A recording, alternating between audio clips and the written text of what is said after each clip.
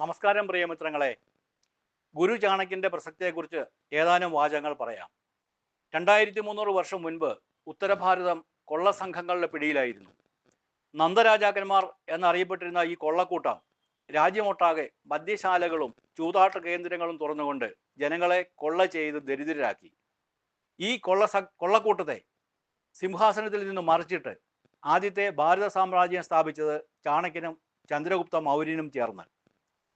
ഭാരതത്തെ മുഴുവനായും കീഴടക്കി ലോക സാമ്രാജ്യം സ്ഥാപിക്കാൻ വന്ന അലക്സാണ്ടർ എന്ന ഗ്രീക്ക് ആക്രമണകാരിയെ സിന്ധു നദി കുറുകെ കടക്കാൻ അനുവദിക്കാതെ പരിക്കേൽപ്പിച്ച് തിരിച്ചോടിച്ചത് ചാണക്യന്റെ ബുദ്ധി.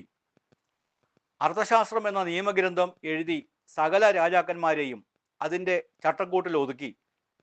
പൊതുമുതൽ മോഷ്ടിക്കുന്നവന് വധശിക്ഷ, സാധാരണ മോഷണത്തിന് അംഗഛേദനം, ബലാത്സംഗത്തിന് വധശിക്ഷ അല്ലെങ്കിൽ ത്രിലിംഗഛേദനം എന്ന് വെച്ചാൽ ലിംഗവും വൃഷണങ്ങളും മുറിച്ചു മാറ്റൽ. കർക്കശമായിരുന്നു നിയമങ്ങൾ. കൂടാതെ ചാണക്യന്റെ ജീവചരിത്രവും ഈ ബുക്കിലുണ്ട്.